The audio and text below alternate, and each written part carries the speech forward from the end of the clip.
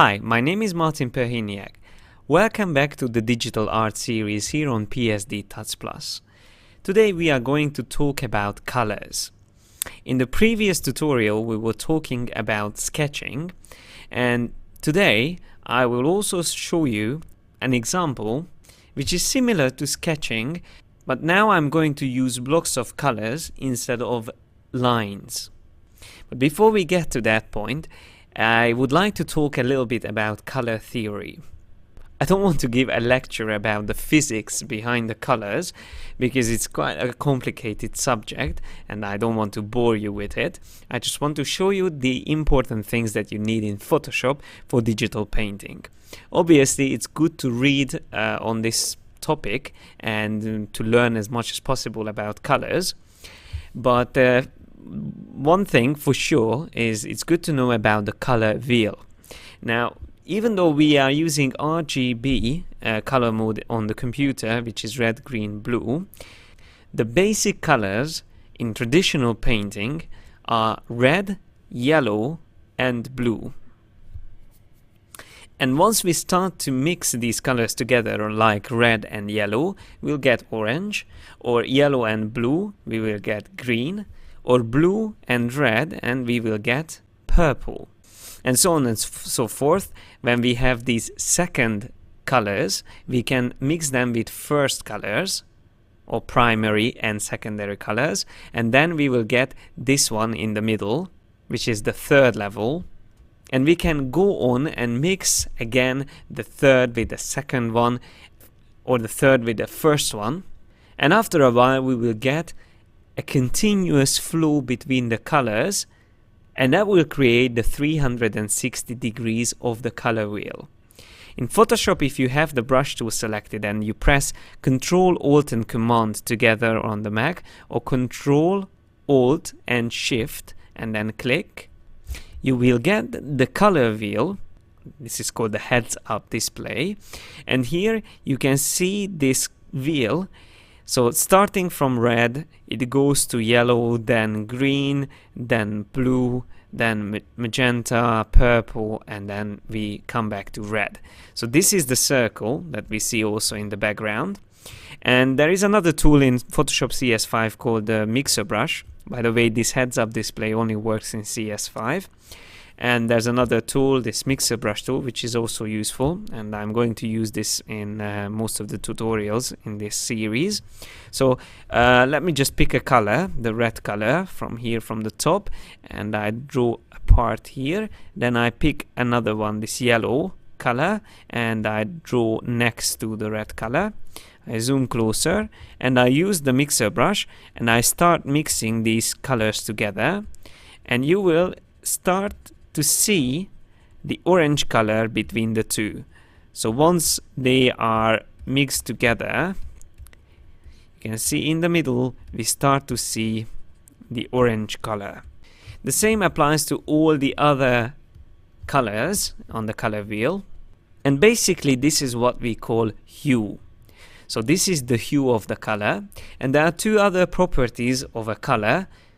Usually we refer to them as saturation and brightness or lightness. HSB is the abbreviation here in Photoshop, which is hue, saturation, brightness. If you click on a color, you can see HSB here, and hue is represented with a degree. Now, if we are in the color picker, we can see that the hue is actually here on the right, and it's not a wheel, it's a column, but it does the same thing. So it starts with red, ends with red, and between the two we have all the other colors from the color wheel.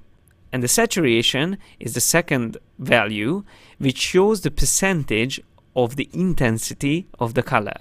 So the highest saturation is here on the right side, while the lowest saturation is here on the left side. I can go up and down, that doesn't change the saturation, it only changes the brightness. If these are coordinates, then the Y value is the brightness and the X value is the saturation. So on the top right corner we have the most saturated and most bright color. This is a good thing to know, and if I go to another image, I've set up a hue saturation adjustment layer, and I also use the mask. I just alt click on this mask to show you that I use the mask just to hide details on the skin colors.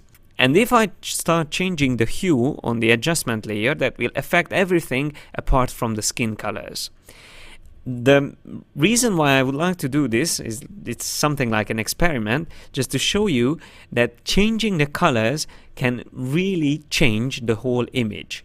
Even though we are not changing the details, we are just changing the colors, it will completely change the mood and the atmosphere of the whole image.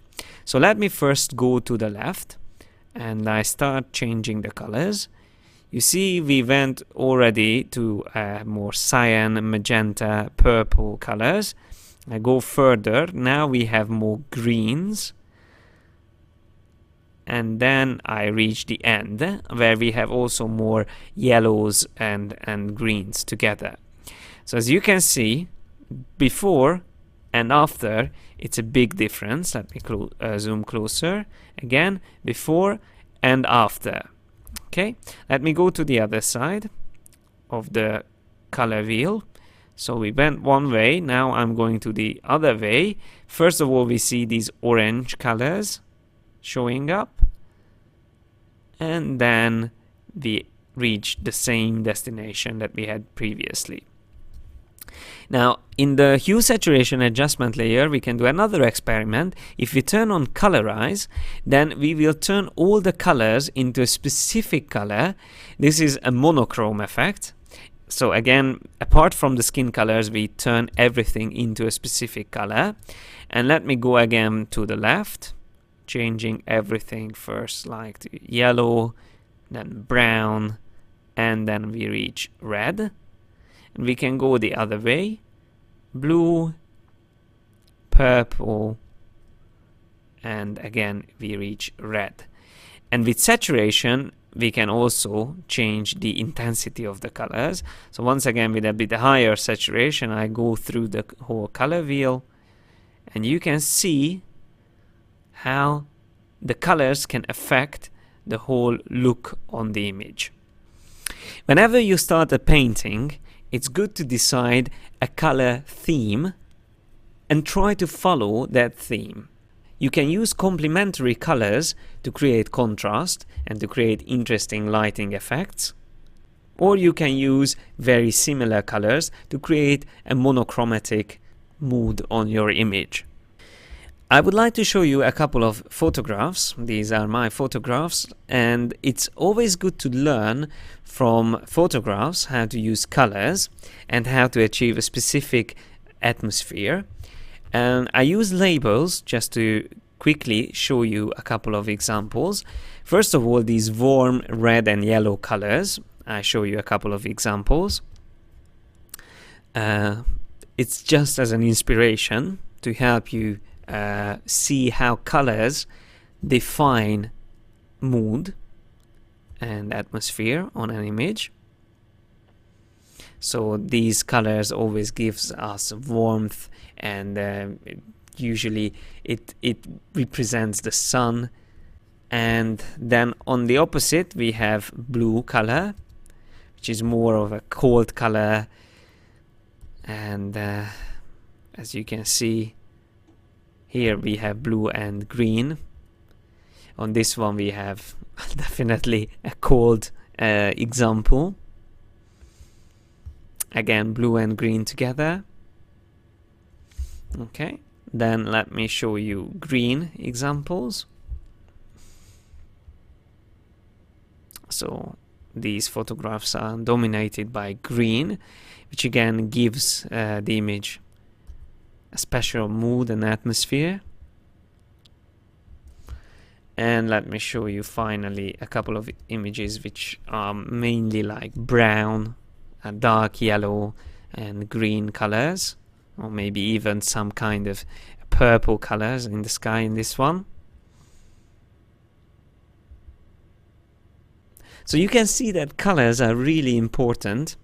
We talked about composition, but whenever you create an image, you also need to think about colors. I would like to select an image, and I would like to show you how I would quickly create the foundation of a painting using selected colors from a photograph. So let me just open this image up in Photoshop, okay? And I'm going to make this smaller. I just create a white background and I make the image smaller. And then I'm going to speed up the workflow from now, but what you will see is that I'm going to start selecting colors from the image with the color picker tool. If you have the brush tool selected, you can use the Alt, holding down Alt or Option key. You can click on the image on a point and then you start drawing with that color. That way you can create a little palette of colors that you can then use to create your painting. If you keep these on a separate layer, then it's easy to turn them on and off or move them around. So let me show you this again. If I hold down Alt and I click on the image, I can see the selected color. Let's say I select a color from here and I use it on my palette. But then I would like to select another similar color but a bit brighter one. Again, if I hold down Alt and click, you can see on the color picker in CS5 we have a very useful option that shows us the previously selected color. So the selected color that I have selected now, and then on the top we see the one that I'm going to select. So I can easily see now I selected a similar color but a bit brighter one. If I want to again select something similar but brighter, I just keep on doing it, and now I have these three colors selected from the image. Remember, you can also use the mixer brush to mix these together, and then you even have a gradient, more like a gradient between these colors, so you can select not just the colors themselves, but also a mix of the colors. This is exactly the same thing as mixing colors on the palette with a knife when you're working with oil on the canvas. So as I said, I'm going to pick colors, create my color palette, and then I'm going to start and quickly paint the foundation, the color foundation of this image. So let's get started. So here I'm selecting the colors already from the image. As I said, it's a faster version of the recording. So this is my palette. I picked several colors and I'm keeping it on a separate layer, and below this on another layer I'm already started using these colors for the image. And while I'm drawing, I have it on my I work with two screens, and on one screen I'm painting, and on the other screen I keep the image, the reference. And so this is the way I work, and you can see that I'm just blocking these colors, so use big blocks of colors. I'm not really concentrating on small details. I just want to get that overall feel, and it's always good to squint with your eyes, which blurs the photograph, and you can focus more on the colors, the color detail, rather than the small details in the image. Okay, so I'm now working a bit on the water. I try to create that reflection effect by using 30% opacity with the same colors. And now I got rid of the color palette and I blurred the image with a Gaussian blur filter, and now I'm starting drawing over this again. This blur is just mainly to get the colors blended together a bit more. I'm using the same colors, but I'm also alter them a bit, so I make them a bit darker or brighter, or change the saturation on them, maybe even change the hue a bit. I'm now mainly defining the shadows, so the dark details, and also the highlights. As you can see, I add dark and bright details These are very important. So we will talk more about light later on. And that's one of the most important things to learn to use, because light defines the shapes. So without light you don't have form, and it's the same with colors. So that's why it's really important to learn to work with colors. So the image is already starting to come together now that I'm defining a bit the details.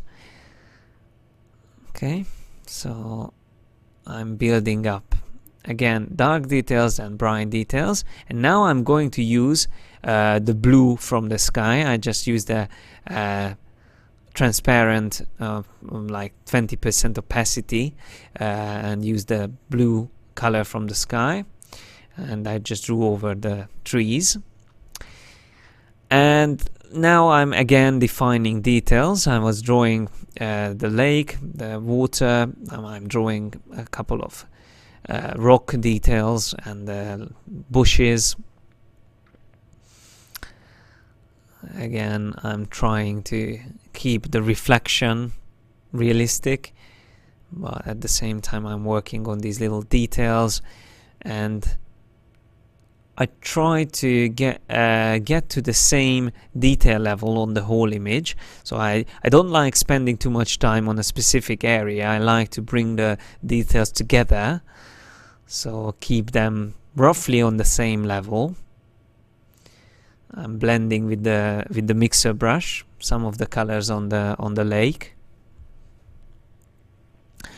and now I'm adding a couple of more highlights on the image, and I won't finish the whole painting. Maybe in a later tutorial I show the finished version of this painting, but for now this is all what I wanted to show. And I think this is a good example that using a couple of colors from a painting or from a photograph, a reference, you can quickly create the foundation of a painting. If I will continue refining this painting, we can create easily a photorealistic digital painting from this. But once again, most important thing was here to select the colors and to create a color theme with the palette that I just created at the beginning. In this series, obviously, we will talk more about colors, and in later tutorials I will tell you more about how to work with colors. But this is a foundation. These are the essential things that you need to know to properly work with colors. And I hope you enjoyed this tutorial, and also I hope that you will join me next week when we are going to talk about perspective and scale. So I will tell you how to work with vanishing point. We will use a couple of 3D shapes as well in Photoshop, and we will learn what does 1 point and 2 point and 3 point perspective mean. So thanks a lot for your attention today, and see you next time.